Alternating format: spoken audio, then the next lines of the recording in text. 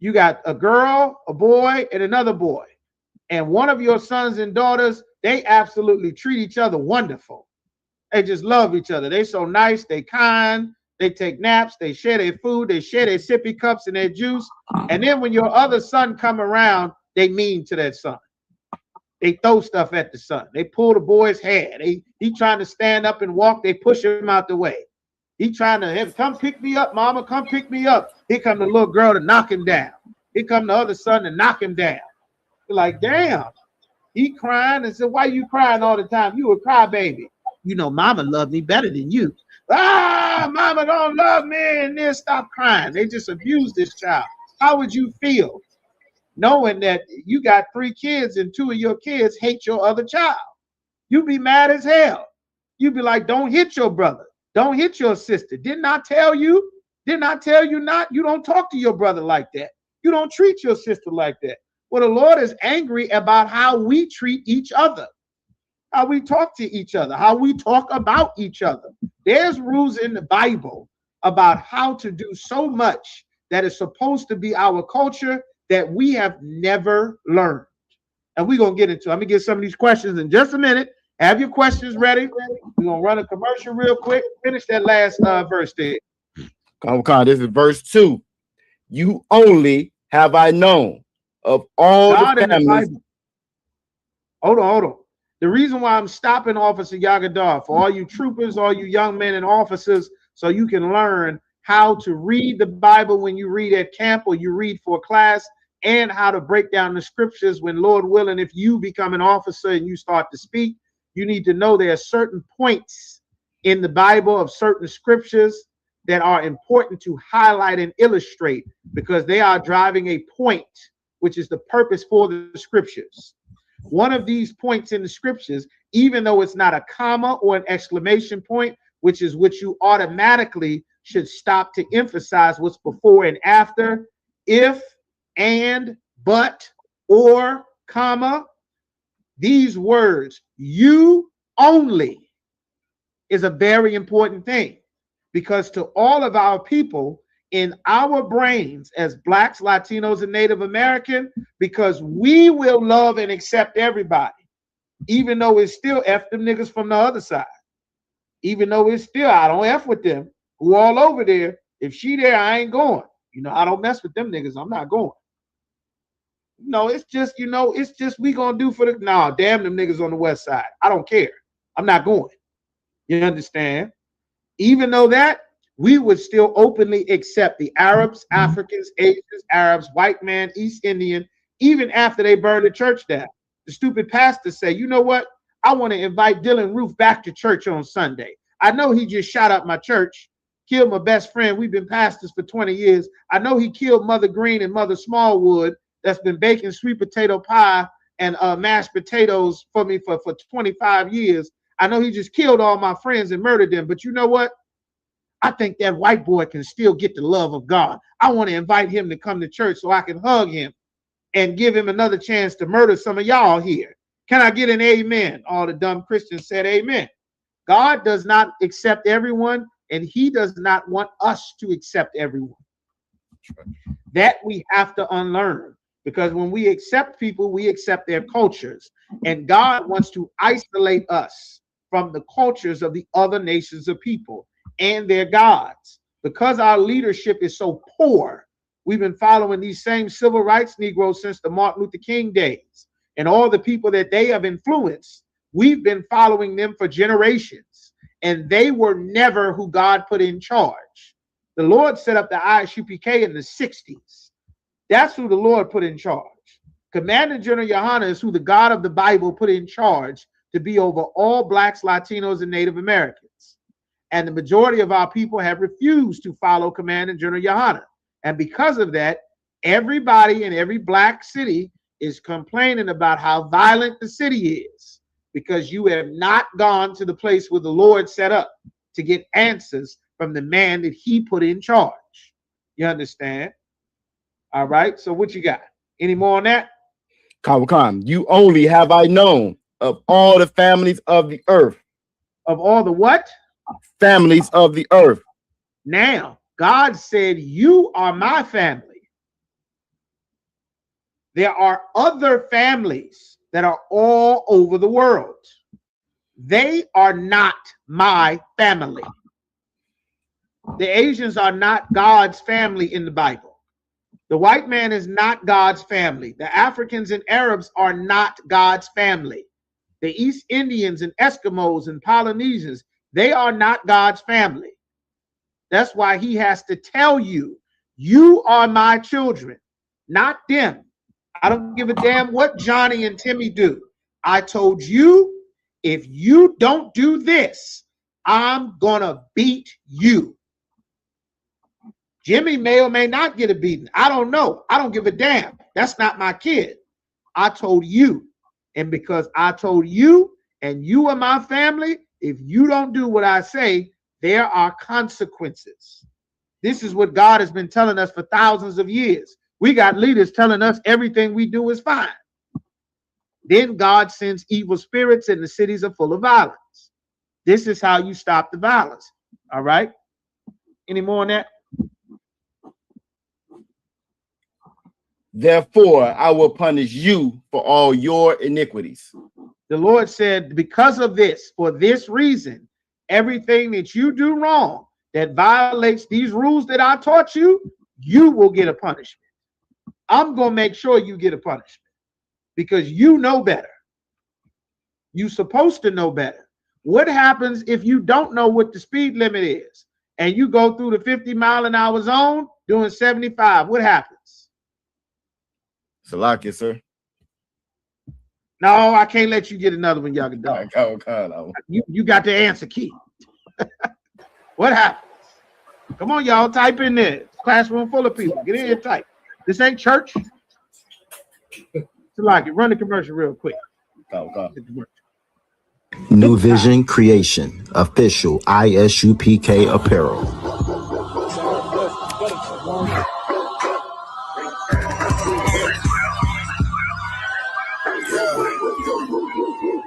Let's get right to it, dog. You know it's raw. But let me catch you if you're showing off. They wanted to get you, I hold it off. New Vision Creation, official I.S.U.P.K apparel.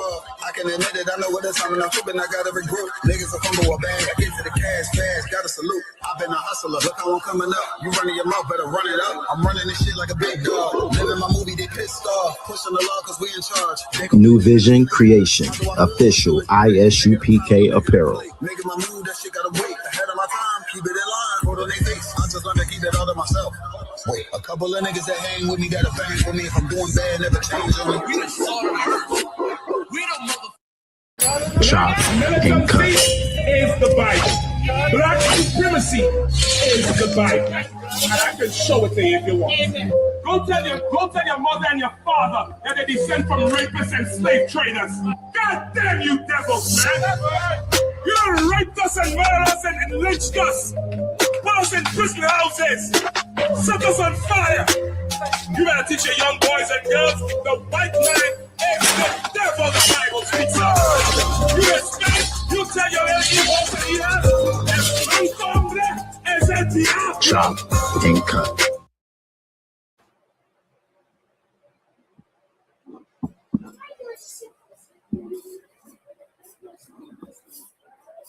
All right.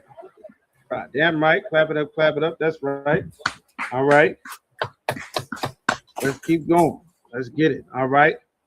Let's get to some of these questions here. Okay. All right, so our first question out of one, Aqua Fraya says, Salakia, certain Numbers, chapter 5, verse 14 through 19. Is this saying if a wife is suspected of infidelity, she must be judged? She said her question really went to 31, but she tried to shorten it up, find a good stopping point. Okay, so there's a few things. Now, at this time, what would be done is there would be a test. The priest would do a test in the temple. If a husband suspected his wife of infidelity, there would be a test. A test would be done. The priest in the temple would sweep up something. And there's all kind of herbs and things and stuff that's going on in the temple. The Lord would have the priest sweep up something and pour it into a drink. and then it would pour it into the drink. And then if the husband suspected his wife of infidelity, the husband, of course, would bring his wife to counsel. This is not. Hey, shalom, shalom. What's going on, Akim? Wagwathin, shalom, shalom. Excuse me. Yahweh Bashim Yahshua to all the brothers. Yahweh Shema Alathun Bashim Yahshua to all the sisters. I'm Precinct Officer 5000 Malak. There we go. I'm Precinct Officer 5000 Malak. And this is the Wednesday night law class. Clap it up. All right. We got Trooper Kanayak here from Iowa. We got Officer Kakum Gabar who will join us a little bit later. But Trooper Kanayak coming on the screen right now. Most High Christ. Let me pull the brother up. Give me 1 second. There we go. Shalom, mighty man. Yahweh Shem. What's going on, Troop? Shalom, Yahweh Shem Yahshua Brakatah. How you feeling, Kanayak? Tawab, I'm Tawab. Most High Christ, Most High Christ. Good to see you, brother. It's been a couple of Wednesdays. You understand? Tonight we're having a teaching a good class. Tonight's class is going to be. Can you hear me pretty good, Ak? Khan out of my car. Most High Christ. Let me move this forward a little bit, this mic. All right. Tonight's class is going to be about who will have mercy on the poor. You see so much going on in these last days. The one people that will always be forgotten about, no matter what time period it is the poor. But there has to be somebody that worries about the poor. First and foremost, before we get started, for all the brothers and sisters, let me bring in. Here we go. Let me see here. Yeah, that's how it's gonna have to be. Shalom. What's going on? Hey, Shalom. Yeah, what's going on, my man? How you feeling now? I'm too wild. Most High Christ. Brothers and sisters, make sure if you're a young brother or young sister who is a student trying to earn your benefits of the I.S.U.P.K, which are everlasting, you understand? Make sure you're signing in to the sign-in form. Everyone understand? All right? But going back to what I said just now, shout out to the sister here in Kansas City, Amaja. Shalom, Sister Amaja. All right? Going back to what I just said was, there will always, throughout history, there has always been and will always be a forgotten class of people, a forgotten group of people. And tonight's topic will be who will have mercy on the poor. You see so much going on when you look at the news, when you see what's going on with America, United States of America and Iran, when you look at what's going on with Russia and the Ukraine. I got a globe here sitting next to me, actually, speaking of which. All right, you see what's going on with Ukraine and Russia. You see what's going on with Oman, the Gulf of Aden, the Straits of Hormuz, the Bab al-Mandab Strait being closed, the American dollar facing an end. I know y'all saw that in the reports this week, Akim. If you haven't, you better look it up. The brother, the trooper, is shaking his head. Kanayak, you seen that? Khan out of my car. Speak on it a little bit. Expound. What did you see about how the American economy will fall? Slocky, I don't know too much, but what I do know is that a lot of people are pulling out money, if I believe I'm saying that right, and that is going to topple the American dollar for sure. Give the brother a hand. Yes. Khan. What else? Go ahead, please. Salakia. Honestly, that's up to my knowledge right there. No sweat, brother. No sweat. No, that's well said, because what he said is the truth. I believe it was France, and there are other Europe. This idiot Donald Trump that is in office.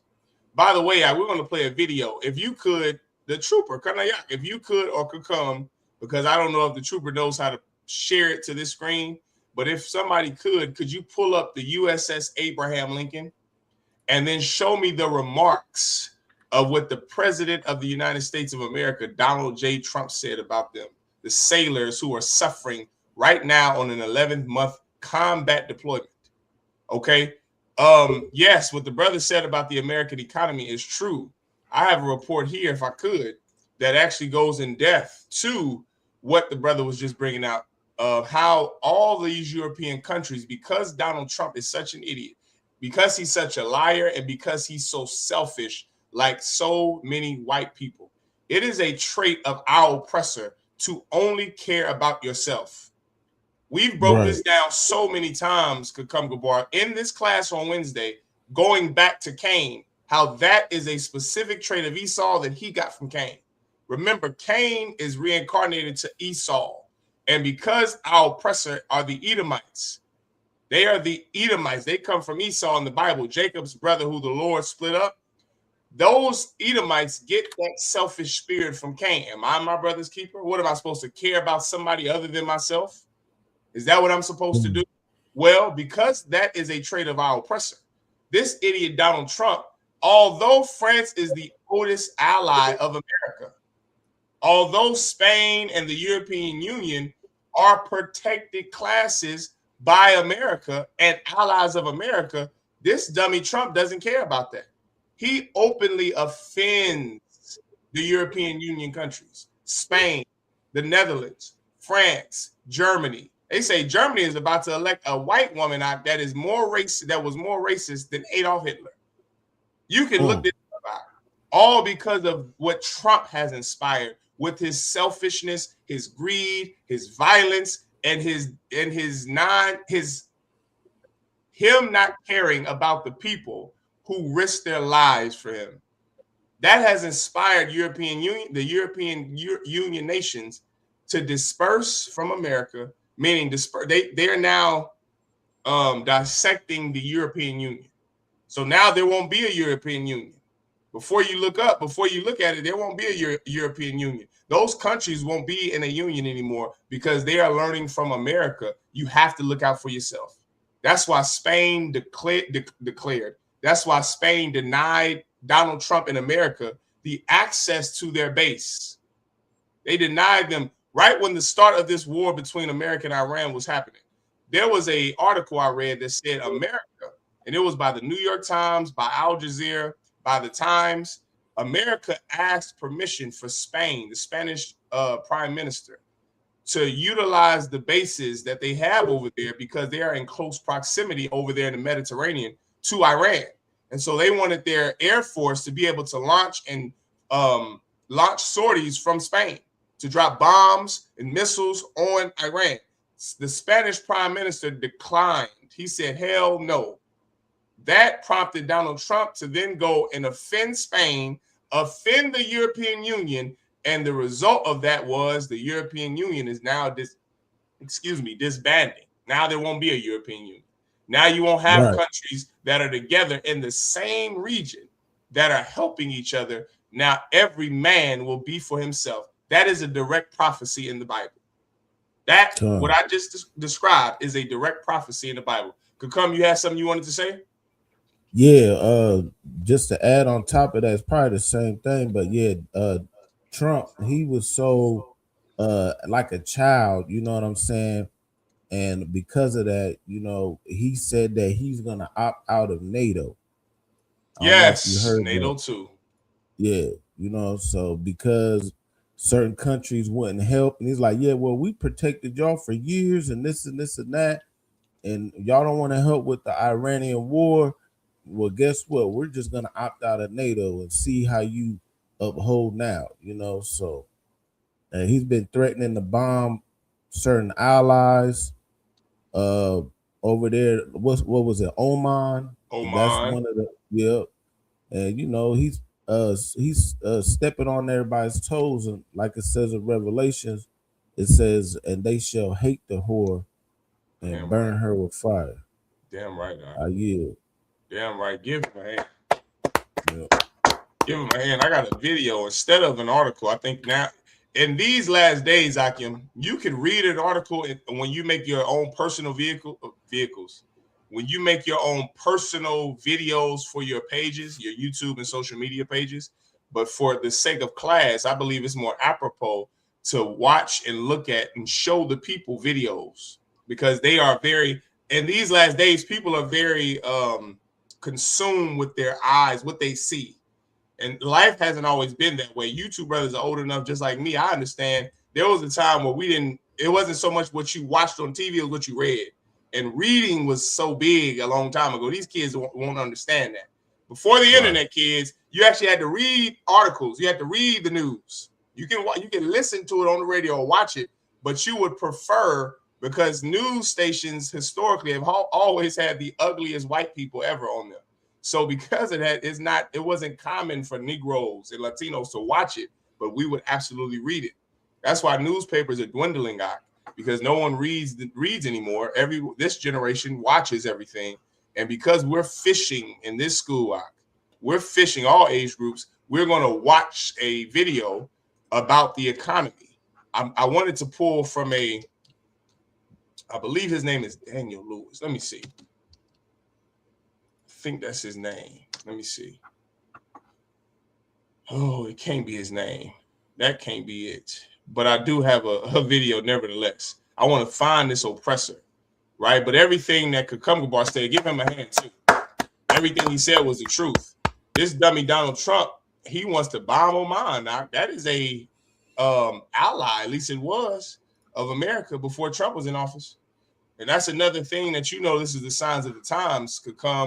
Kanayak. Shalom to the young man here in Kansas City, young man Isaiah, right? That's another signs of the times, is everything that has happened before Trump. Remember, there was a time where the European Union was solid and they were with America.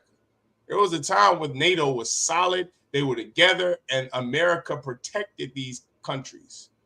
Not anymore, brother. I just read another article that talked about how America is pulling their bases out of, I want to say 7 different countries. 7 different bases. All of the bases in the Middle East are shutting down. All of the United States Navy, Air Force, Army, Marine Corps bases are shutting down in the Middle East, right? Moreover, America is pulling out of 7 different countries. Remember, America has over 800 different military bases globally. That was before Trump. Before Trump, what was it? It was a natural disaster that just took place. They said this has never happened before. You're going to hear that a lot. This has never happened before.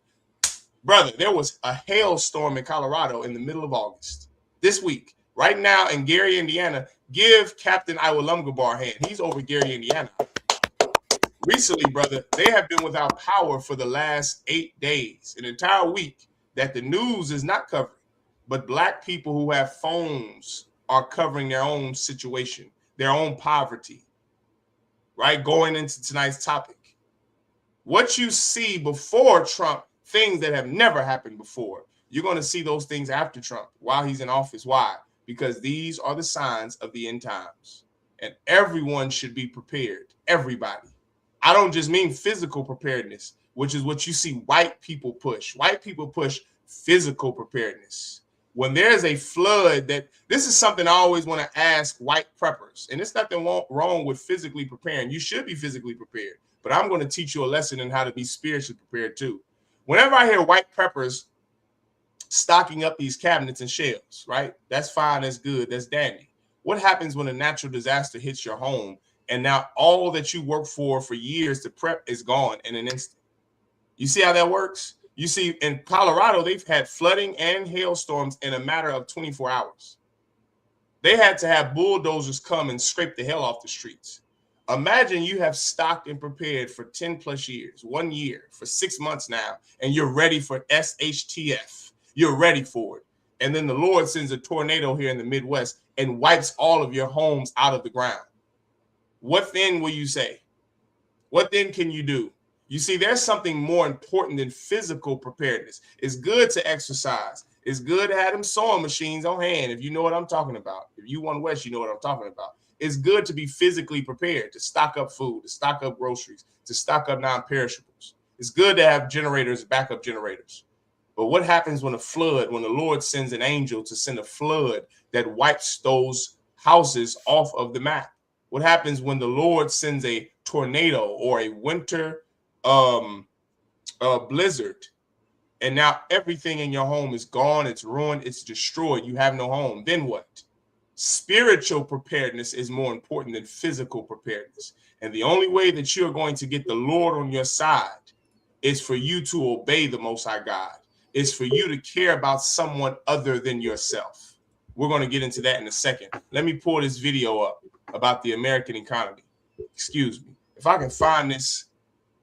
Read a scripture. Salaki could come give that scripture to the trooper.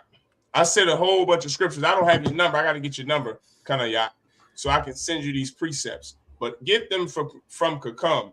I want this brother. I want you to read. Where can we start? Let's go to Matthew chapter 25 and verse 31. Let's start there first. Khan out on Khan. Yes, the sister Imaja here in Kansas City. Yes, she said, or like in North Carolina, they got flooded. This happened in 2024. It was called Hurricane Helene. Now, if you're not from the East Coast, you're not familiar, but North Carolina doesn't get hurricanes. Not inland. West North Carolina received Hurricane Helene. This was in 2024. This was only 2 years ago. I think 2 years ago, last month, is when it happened, right? They received Hurricane Helene. Brother, it was one of the worst natural disasters that hit that region. I think they said in 80 years. I've just recently looked at things about Hurricane Helene to get more prepared and listen to what they didn't have, what oppressors in those areas that Hurricane Helene hit didn't have. And I'm listening to it. Brother, they said it wiped everything out. That hurricane in North Carolina, yes, and they were all preppers. Yes, she's telling the truth. Give her a hand. What the sister is bringing out is the absolute truth. They were all preppers. This was not a city. This was rural communities. They were wiped out. These oppressors said, we stocked up. I listened to one devil out. He said in his garage, he said it's been 2 years, and they are just now beginning to restore some of the municipalities here in this city. That was 2 years ago, Ark. He said, right. Some of us are just now getting our power back on. Some of us are just now able to drink the water because the water for the last 2 years was non-potable coming out of their faucets. I said, 2 years? It's been 2 years. I said, oh boy, shalom, sis, Sister Shapala. Yahweh Shemal Tabashim Yahushua. Right? 2 years and they still don't have clean drinking water. I said, brother, what Commander General Yahanna said in that lecture was the truth. We better be prepared for the fact that Egypt won't provide the things Egypt has always provided for us. But more important than physical preparedness, if those white people would have done what Commanding General Yahanna and the Bible have been telling them to do for years, that would not have happened. If they would have made Black and Latinos their overlords, that would have never happened. But because you have a wicked man in charge who doesn't have regard for the poor or for the rich or for the sick or for the elderly, Hurricane Helene happened and wipes out an entire rural white area. And it didn't just happen in North Carolina, although they were hit the hardest. It happened in Tennessee, and it happened in parts of, I think, Kentucky or parts of Georgia. I know Tennessee, North Carolina, and I think parts of Georgia. It was bad. It was bad.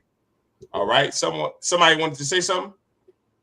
No, I was just going to say, yeah, because it came up through Tampa, through the Gulf Coast, right there through Tampa. Yes, Florida, yes. And then it stretched up. Yep. Yes. I remember that. And listen, and just like Katrina, those white people didn't know until the last minute to evacuate because they didn't think it was going to hit inland in North Carolina. They thought it was just going to be a bunch of rain. It was just going to be some rain, some thunderstorms.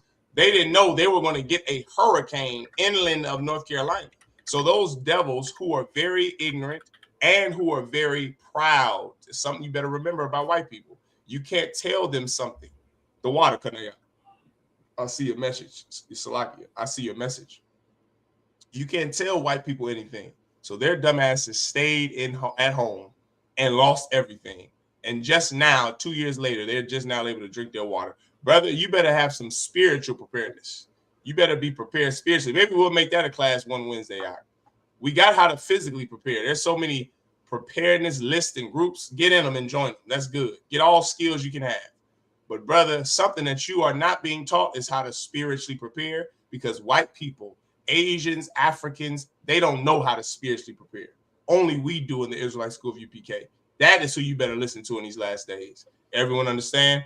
Go ahead and read what you got, Kanaya. Khan out on Khan. This is Matthew chapter 25, verse 21. His Lord said unto him, well done, thou good and faithful servant. Thou hast been faithful over a few things. I will make thee ruler over many things.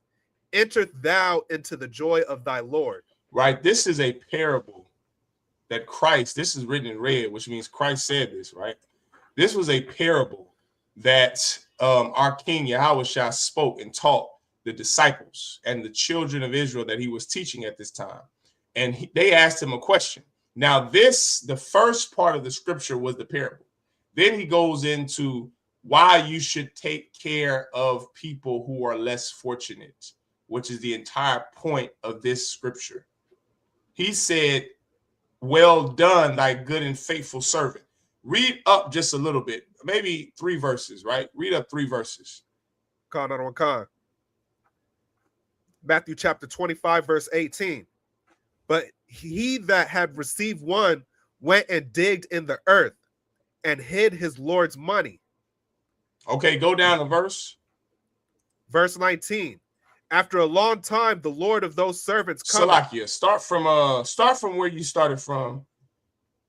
Excuse me, and then go down. So go a verse below. Verse 19. Right? You want to yes. Verse 19?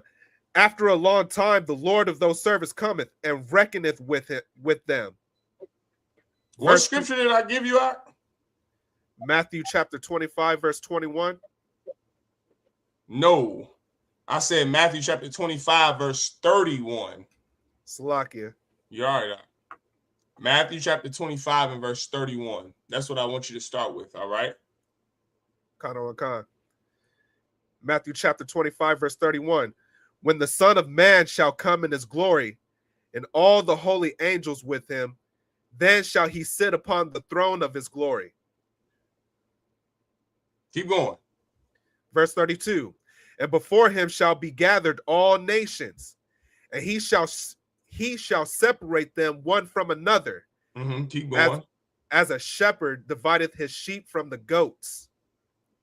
Verse 33. And he shall set the sheep on his right hand, but the goats on the left. This is, of course, a prophecy about what's going to happen with Christ's return, right? When Christ returns, there's going to be a separation of the Israelites and everybody else. Keep reading. Verse 34. Then shall the king say unto them on his right hand, Come, ye blessed of my Father, inherit the kingdom prepared for you from the foundations of the world. This is what I want. Now, yes. All right, now keep going. Verse 35. For I was an hungered, and ye gave me meat. I was thirsty, and ye gave me drink. I was a stranger, and ye took me in. This is, once again, another prophecy, and this is also a parable about when Christ returns. The Son of Man is Christ. In this context, is Christ, right? When Christ returns, he's going to reward you based off of your dealings, based off your deeds. That's a better word. When Christ returns, he's going to reward all of us based off of your deeds. What did you do? When I say deeds, that means your lifestyle, okay? When Christians break this down, right? Christians break this down to mean when Christ returns, you could be a sinner smoking, getting high every day, but as long as you gave your tithe and offering, and as long as you volunteered at a soup kitchen, Christ is going to reward you. That's not true. Does everyone understand? You can't be a sinner, and yeah, Christ is going to reward you, all right? He's going to reward you a sinner's reward. So yeah, sure, get high until Christ comes back. Have sex with those whores until Christ comes back. And Christ is going to reward you based on that. But then there's a type of brother or sister who lives a lifestyle that they are going to receive a reward that is incommensurate of that lifestyle. They're going to be there's a brother and sister out that's going to say, I had sex with who I could. I smoked whatever I could to get away, to ease my mind of all the stress and pain from all the child molestation that occurred to me. I did what I could, Lord. That's a brother or sister right there, right? They're in the church. They're in the purple group, right? Those type of brothers and sisters. Then there's a brother and sisters. There's a brother and sister that tells Christ, Lord, I didn't have sex with who I could. I obeyed your commandments. I refrained from giving up my body to any Tom, Dick, and Harry. I didn't open my legs to any man. The man I had sex with is the man that I stayed with for the rest of my life. I wasn't influenced by social media. I wasn't influenced by the Christian church. I didn't lie on my brothers or my sisters. I didn't backbite them. I didn't gossip. I didn't eat that pork and that shrimp. I didn't celebrate Christmas in spite of being mocked for not celebrating Christmas. Although they called me a cult member, I did not abrogate my oath to the Most High God. That's a brother or sister too. Like Mattathias in the Bible in the Apocrypha, in 1st and 2nd Maccabees. That's a type of brother or sister too.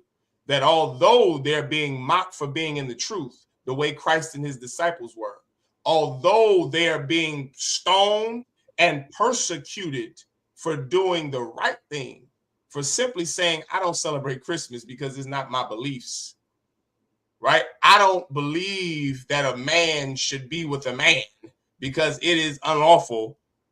You're going to be mocked for that like we are, right? People who are LGBTQ are not mocked. You are mocked for believing the opposite of the LGBTQ. Let that blow your mind for a second. When Christ returns, there's going to be a brother that says, I was LGBTQ because I was raped by my uncle. Then there's another brother that says, although I was raped by my uncle, I wasn't LGBTQ because I found the men of God in the I.S.U.P.K. and I was sincerely following Christ like a blind man. That brother is going to get a reward, and then that LGBTQ person is going to get a reward. Does everyone understand? Christians break this down to mean your good deeds are giving tithes and giving money to the homeless. That's not going to get you that's not going to get you a ruling position in the kingdom of heaven. If you're Black and Latino, you're not going to make the kingdom of heaven if all you're doing is smoking, getting high, you're a sinner, but you do some good things for people sometimes. That's not enough. Christians have told you that because that's what Christians do. They have sex with your wife and your children, and then they go and open a soup kitchen, and hey, I can still F these kids and your wife. I'm good. Praise be to Jesus. That's not going to work out. You have to live. You have to live this thing. Your actions are what you do on a daily basis. Keep reading, Ak. Khan, not on Khan. Matthew chapter 25, verse 36. Naked, and ye clothed me. I was sick, and ye visited me. I was in prison, and ye came unto me. There's a people that have had mercy on the poor, mercy on the brothers that are incarcerated. There's a people who have not. Christ is speaking to the people who did have mercy on the poor, who looked out for the poor when no one else would. You live in America. You are living in America. Every day, an average American has to drive past, walk over, or look at some homeless bum that is laying in the middle of the street in the richest country in the history of the world. And there are people who don't give a damn about them. The rich certainly don't care. The Christians don't care. You know how I know Christians don't care about the poor? Because the church is empty Monday through Saturday. The homeless sleep outside of the church. Does everyone understand that? Let that blow your mind. There is an empty church building Monday through Saturday. Empty. Pews that fit 300 people. They did a report and a research. They did a research study, and they reported that if every single Christian church were to open their doors to the homeless to live, there would be no homeless people in America. This you can look up. This I'm not making up. They did a report recently that said if all the Christian churches, and church means the Catholics too, Catholics and Christians are the same. If they all open their doors to the homeless, if they allow homeless to stay in there, the homeless to stay in there, there will be no more homeless people on the streets of America, from California to New York. The church doesn't care about the poor, and they're supposed to be the men and women of God. They don't give a damn about the poor. The church is why you are poor. They stole all your money. The Black Christian church is why Black people are poor. While you're trying to push Black-owned business, support Black business. I know a Black business that we supported since Dr. King, and we have yet to reap our rewards. We supported the Black Christian church since the 50s, and you're still poor. $800 billion is how much money that economists say the Black church has gotten in tithes and offering since the 70s. Since the 70s. $1 trillion. That's your economy right there, Black people. That's where your money is. That's where your money is. So when you're wondering why your son doesn't have a job, why all these Black men can't get a job, you better go holler at T.D. Jakes, because he's the reason your son can't get a job. When you're wondering why your neighborhood looks the way it does, you better go ask the church that's on the corner of your ghetto and of your project, because that's the reason your neighborhood looks the way it does. That's why you live in squalor. That's why you're poor. That's why you live hand to mouth. That's why you can't get a job. That's why your sons are in jail, because instead of the church concerning themselves with taking care of the poor the way Christ would have, they are making themselves rich, and they're going to have a reward for that. They're going to get their reward. Keep reading. Let's see what their reward is. Keep going. Verse 37. Then shall the righteous answer him, saying, Lord, when saw we thee and hungered and fed thee, or thirsty and gave thee drink? When saw we thee a stranger and took thee in, or naked and clothed thee? Verse 39. Or when saw we thee sick or in prison and came unto thee? Verse 40. And the king shall answer and say unto them, Verily I say unto you, inasmuch as ye have done it unto one of the least of these my brethren, ye have done it unto me. See, this is a type of person. These are the righteous. The righteous will answer. They've taken care of the poor. They've helped the sick. They visited the brothers in prison. You know, we have a prison program full of officers and troopers. Give them a hand. Brother, I just recently learned, now I'm not going to put the numbers out there. I recently learned that we have over 20 members in the North Carolina prison department, and just the state of North Carolina alone. Give Officer Yahanna a hand. He's over the North Carolina prison department. And give Captain Zakar a hand. He's over the nation's prison department. Right? Brother, you can't tell me we don't care about the brothers in prison. Well, that's all of us are felons in the UPK. I don't know if you sisters or you brothers knew that in the world. Everybody in the UPK are felons. We definitely care about the brothers in prison. Guess who else we care about? The poor, because that's who we are too. We aren't your TD Jakes. We aren't your Christian preachers. We don't have Rolls Royces in here. We're poor just like you, and that's who we care about, the poor. Just like Christ was poor and only cared about the poor. Guess what? You have your reward. Christ said, when the righteous say, my Lord, when were you poor? When were you sick? For read that last part again. The least of these. Read that part. That's always been, since a baby, that's been my favorite scripture in the Bible since I was in the world. Read that again. Inasmuch as ye have done it unto one of the least of these my brethren, ye have done it unto me. See, you thought that when you walked over that poor brother, when you overlooked that poor sister, you thought you were just denying a Black or Latino that is less fortunate, but really you're denying Christ. When you don't have mercy on the poor and you don't help the poor, poor doesn't always mean they're homeless. And I don't want you, that's what people can think. They can think, poor, nigga, you're poor. That's what you don't understand. This is something that Black rappers and Black entertainers have vexed our community of for so long, since the 90s.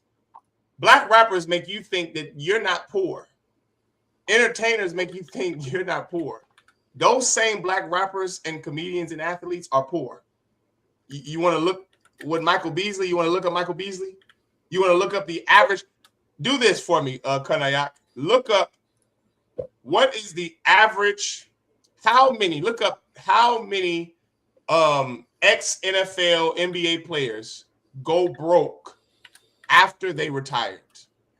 I don't. I'm gonna let you give me the answer, but I can just give you the answer. I'm gonna let the brother look it up. All right, let him work some and get some work in. The brother is a brand new trooper. Give him a hand for earning his Hebrew name and becoming a trooper in the UPK in Iowa. Kanayak. What's your name mean again, warrior? It means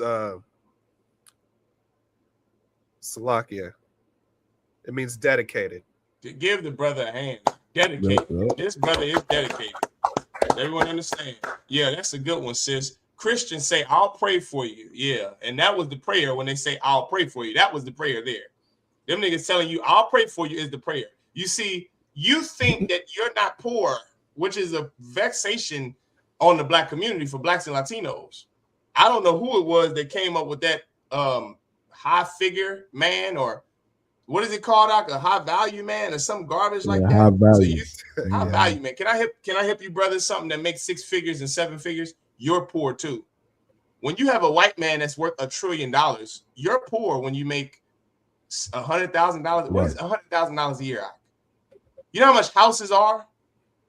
What are you even talking about? A 6-figure man.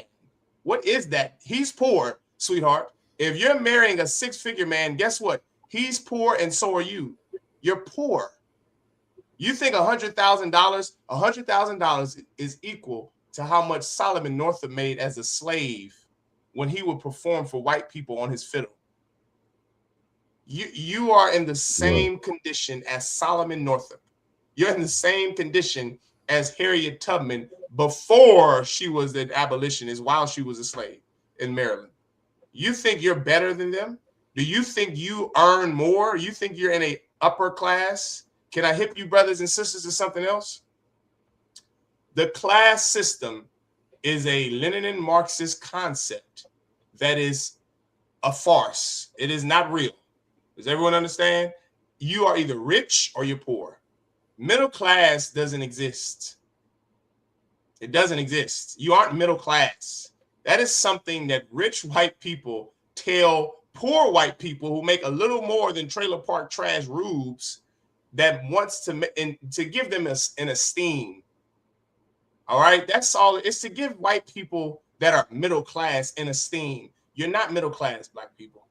Do you know what separates the average black middle class family from the average white middle class family?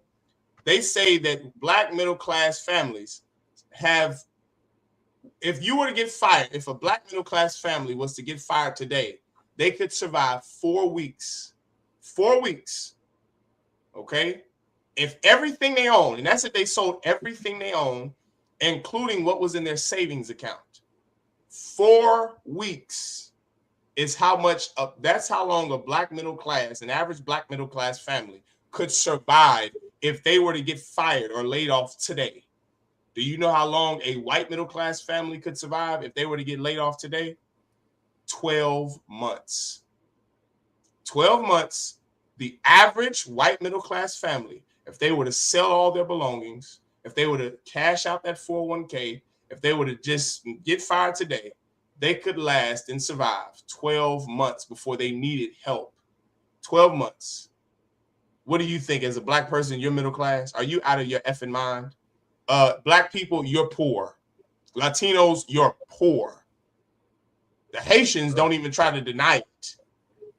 You think because you're a doctor or a lawyer or because you have a degree, that is what makes you rich? Right. Your earnings? Come on, man. Are you going to be asleep forever? Ain't Donald Trump showing you niggas that Donald Trump is trying to wake you niggas up? Could come kind of, I don't know if it's working, but my God, you can't really think that you're rich in this economy. Eggs is $10 a quart. You can make a surgeon's salary and still struggle. Am I making this up? They have articles about this out. Black professionals that are white collar professionals who are doctors and lawyers and engineers are struggling in Trump's America. That is the title of the article. You can look it up. You think because you went to school to be a doctor or a lawyer, you're going to get out of poverty? Okay. Okay, go ahead, Come. You had something you wanted to say? Yeah, it's like if I could, I want to just get a little quick precept on that. Please. I'll just read it for time's sake. Go ahead. Isaiah chapter 33 and verse let me see, verse 6. And it says, and wisdom and knowledge shall be the stability of thy times, and strength of salvation. The fear of the Lord is his treasure. So, like you said, you know, just because you got this and that degree, or you got this much money, you a basketball player, a football player, a rapper, all that is based upon vanity, you know. But the knowledge and wisdom of the Most High God is the stability of this time. Because you never know, like you said, the Lord could send a hurricane, a plague, whatever, an earthquake, and it could all be gone in a second. You know what I mean? War stretch out. We already know war's coming, but you know, this is why in the I.S.U.P.K we teach this knowledge, wisdom. That's why it's universal, practical knowledge, because knowledge and wisdom is the stability at that time. Damn right. Give him a hand.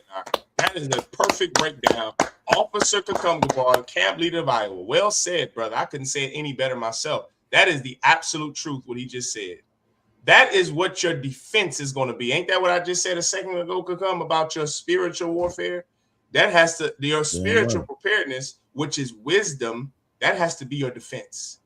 Not money. Money is a defense for sure, but you can't rely on it the way our oppressor and the Black Christian church have forced us to. They forced us to rely on their dollar and their defense. No, we have to rely on our power, the Most High God, and the wisdom we get from this Bible. Otherwise, you're going to end up like all of the Black people in Gary, Indiana, who are relying on the oppressor to give them what they need to survive. That doesn't happen in the Israelite School of UPK. You know why? Because we have something no one else has: brotherhood. Brotherhood is a defense too. Sisterhood is a defense too. You know how we're able to develop that? Through wisdom, through the obedience to the laws of God. Read me what you got, Kanaya. Read me that article. So the question is, how many ex-NFL players go broke after retiring? Approximately 78% of former. Whoa! You mean to tell me that if I encourage my sons, my Black and Latino sons who are gifted with physical ability, you mean to tell me that if I were to work them out their whole life, this is what we do. We want to get out of the ghetto so bad. We don't want to be poor. So I got sons and daughters. Clearly, they're going to be professional athletes. You know, I got 4 sons. They play sports. They play baseball. Right. Maybe they'll get a baseball contract one day worth $100 million. When they retire, what is their percentage of actually keeping that money? 78%. Yeah, of not keeping that money. 80%. They won't keep the money. That's what that means. Can I help you out? My sons can become a baseball player. They can become Patrick Mahomes, which is never going to happen because that's like a 0.00. You have a higher chance of getting hit by lightning, right? When you deal with percentages, you have a higher chance of getting hit by lightning than your Black child becoming the next Patrick Mahomes or LeBron or Michael Jordan. It doesn't happen. But we've invested all of our energy into making monkeys for our oppressor. That's what you are when you're a professional athlete. And this is no disrespect to any Black or Latino brother who's a professional athlete, because you're an effing idiot in the world. You're all Blacks and Latinos are idiots in the world. It's the truth. You don't have the truth. So you're dumb. You're dumb to reality. It's not your fault. I'm not blaming you. I was dumb in the world. All of us were stupid and idiotic in the world, thinking that we could become professional athletes. We thought we would be an engineer, a doctor, and that's going to alleviate that would alleviate our poverty. Does it? I've seen doctors and lawyers live in squalor too. When I say squalor, I mean live in the projects. I've seen them live in homes that they could not afford. Why? Why do we do that? Because you think being rich is, it's possible. Can I help Blacks and Latinos out with something? And this is going to be a very controversial take. So maybe y'all could clip this and make this into a clip later. The only way that blacks, Latinos, and Native Indians will ever be rich is if we enslaved white people, because that is the only way white people got rich. White people didn't get rich because they were doctors and lawyers and went to college. White people didn't get rich and wealthy and own countries and land because they went to college and were engineers, because they were basketball players. No, they whipped your back when you refused the white Jesus, and they murdered you when you looked up at them in the eyes. And then they enslaved your posterity for 400 years and received free labor from that slavery. They were able to build insurance companies. They were able to build Wall Street, countries, continents, take over the globe because of your slavery. If you ever want to be equal to white people are going to have to be your slave, and you're going to have to be their master. That's the only logical way. You're not going to educate yourself out of poverty. You're not going to become a professional, a monkey, which is what a professional athlete is. You're a stinking entertainer for white people. You know how low of a job that is to be an entertainer for the man that raped your grandmother? How humiliating is that, Ak? That is humiliating. Right. The white man murders Sandra Bland, murders Trayvon Martin. What do? Throw a ball for him? Wrestle a man in tights for him? For his what? Pleasure. That's what we did in Rome, in the Colosseum. Bread and circus. It's the same thing. You want to know how to get out of poverty? You're going to have to be the Romans. You're going to have to be the Spanish conquistadors. You're going to have to be the Anglicans and the planters and the Quakers and the Puritans. That's what you're going to have to become. That's the only way out of poverty, is for you to be a slave master. That's it. Other than that, you're going to be poor until Christ returns. That's a simple take. That's just a simple understanding. If you think you're going to educate yourself out of poverty, you're going to play a basketball game or football game out of poverty, then you're just as foolish as the last man. I would have you understand real knowledge and wisdom. And that is, if you want to be equal to white people, if you want what they have, if you truly want wealth, P. Diddy's in prison now. He didn't have real power and wealth. Donald Trump has real power and wealth. He did everything P. Diddy did times 10. He was worse than P. Diddy because he ate babies and raped babies. Brother, if you want to be like the white man, have the power and wealth he has, you're going to have to enslave nations of people the way he has. You're going to have to enslave him. And that is coming to the white man. Slavery is coming by the hands of God, not by my hands, not by Commander Juliana's hands, by the hands of the Most High God. Slavery is coming to white people. It's coming to Africans. It's coming to Arabs. The Africans love being a slave. Hell. Have you seen Africa, brother? Every African is a slave to the European countries. They're slaves to Elon Musk. They love to pick that cotan, and Africans love. They're going to love it as their slave master, because we are going to be more just than their slave masters. We'll be more just than they are. These other nations need slavery. They love it. Those Arabs need slavery. The Moabites, the Chinese, they need it. The Africans love it. The white man is going to love it too, as you, Kanayak, being their slave master. You're going to have me personally, I'm going to have a Samoan as my overseer. Does everyone understand? And I'm going to, Samoans are huge and big. They're going to whip the skin off of Donald Trump's back on that plantation. When he refuses, the quota, the daily quota for my grandfather, great-grandfathers, and grandmothers was 500 pounds of cotton every day. From can't to can't. When you can't see the sunlight, when you can't see the sun down. They were out there 15, 16 hours a day, Monday through Saturday, sometimes Sunday, picking 500 plus pounds of cotton. When we enslave our oppressor under Christ, under God, not by our hands, they're going to have to pick 600 to 700 pounds average. The first 60, 70 years, it's going to be tough on white people. I'm going to tell you straight up and down. They don't know how to work. The Arabs, forget about it. There's going to be a lot of whipped flesh in that field. It's going to be a lot of white people. And then guess what white people are going to say? The only way we can get rich, the only way we're going to be equal to our black nigga slave masters is if we become professional athletes. The only way our white people are going to be rich is if we become doctors and lawyers in this black man's society. Right. This is the black man's kingdom. This is the Hispanic man's kingdom. Baby, that's what I can't wait for that day. I can't wait for the shoe to be on the other foot. When white parents tell their white children in a nigger's kingdom, in a Spic's, right, in a Redskin's kingdom, baby girl, Kimberly, the only way you're ever going to be rich is if you shake and twerk your ass on social media, is if you become a stripper.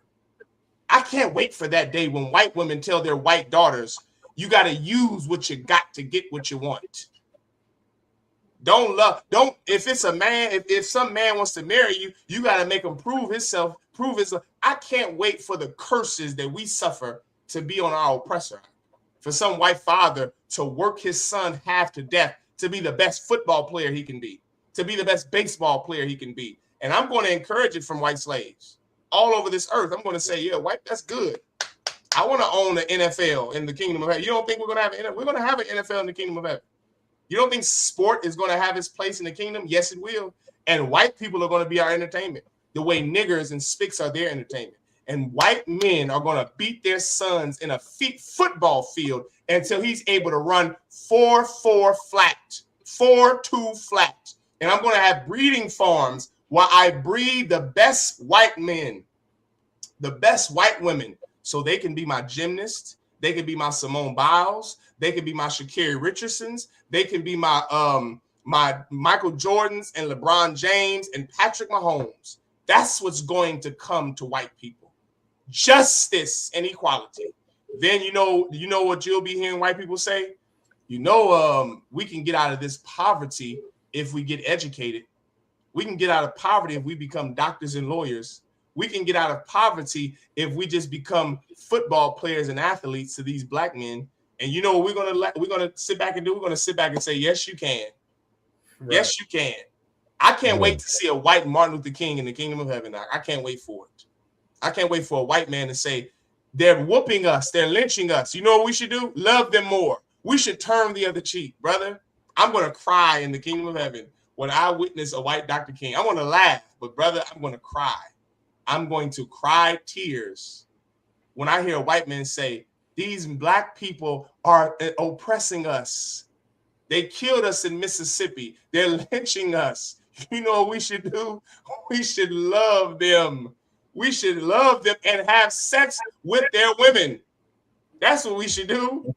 We should give them all of our love and our kindness while they're beating us and doing whatever they want to us, brother. I'm going to encourage a white Dr. King. And imagine an Arab and an African Dr. King. Imagine some Italian man being a brother. That is worth giving up pork. That dream that I just described to you, that reality that's coming to the white man here very shortly, that's worth giving up pork and shrimp. Right. God. That's worth helping the homeless out. That's worth taking care of your people, loving your people, the poor of your people. It's worth it. To be able to see a white man be a white Dr. King in the kingdom of heaven, brother, that's worth it. Finish off the scripture you're reading, Kanaya. And then we're going to end the class. Verse 41. Then shall he say also unto them on the left hand. This is for you Christians. This is for you Muslims. This is for you black Muslims and you black Christians and Latino Catholics. This is for all of you who are not in the truth, who don't give a damn about the poor of your people. This is for you. What is Christ going to tell you?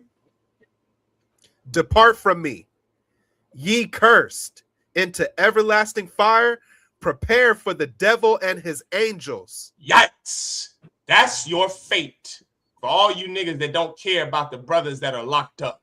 For all of you who don't care about the brothers and the sisters who are poor. Your people are poor.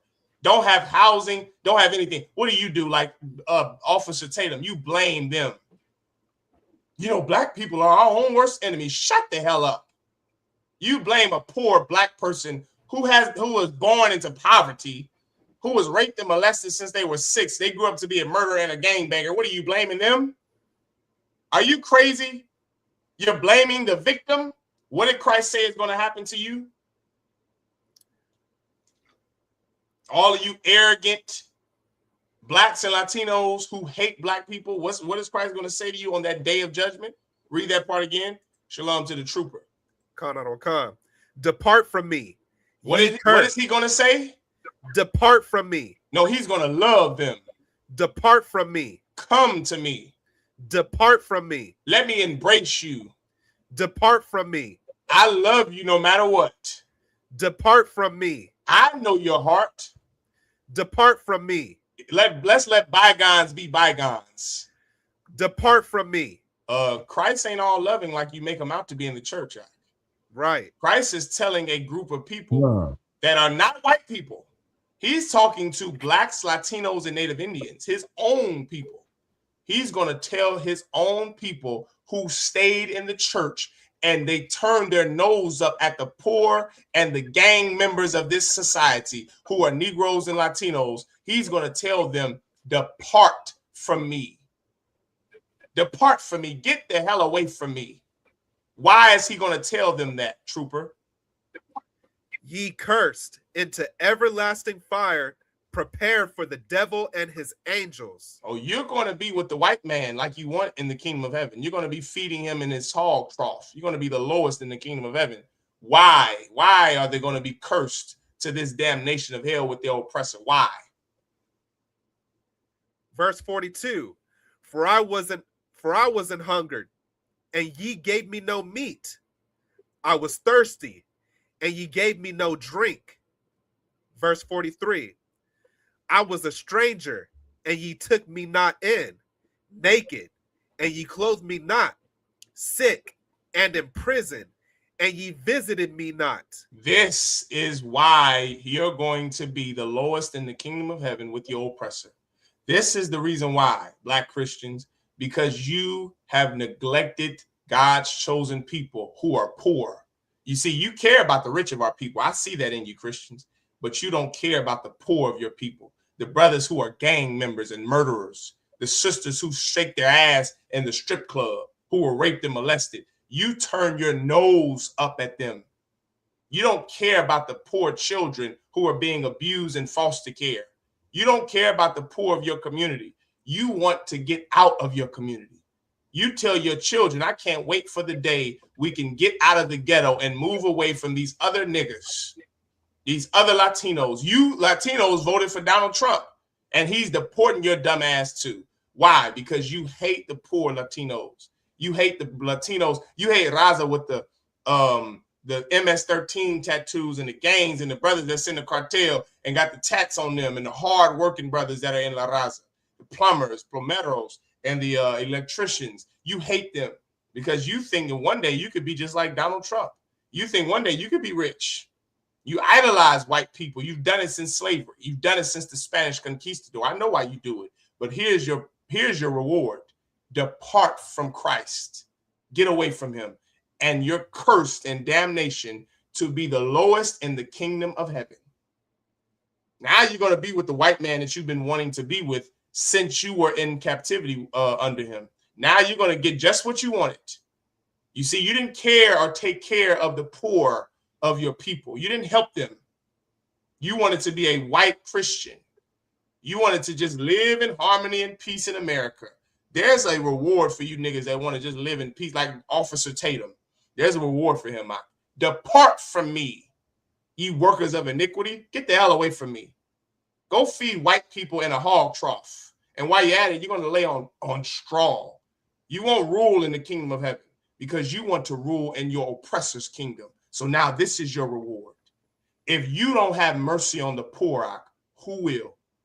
Who will? Right. In the Israelite School of UPK, that is our mission. It's a tenet in our belief system. We only care about the poor of our people. F you rich niggas, because you rich niggas don't care about us poor niggas. Christ didn't care about the rich of his people. That's why he cursed the rich. That's why the Bible, God curses the rich of our people, because you're too haughty. because you're too high-minded, because you look at your riches and you trust in them instead of trusting in the Most High God. You care more about your riches than you care about helping your people who don't have what you have, like Jay-Z and Beyonce and LeBron James. You don't care about the poor of your people. So guess what? You're going to have your punishment in the kingdom of heaven. You're going to live like white people live. You're going to live with white people. You're going to be the ones feeding the white slaves in the kingdom, wondering when you can get a break. Can I get a break, please? Can I please? You're going to be that. That's going to be you, because you were some step and fetch it here in America. You trusted in your riches and cared not about the poor. Well, for those that if you don't give mercy and show mercy to the poor, you're going to be the person that's going to need mercy from the rich. I hope everybody understands that. With that, I pass the class over to Priest and Officer Cucumber Bar.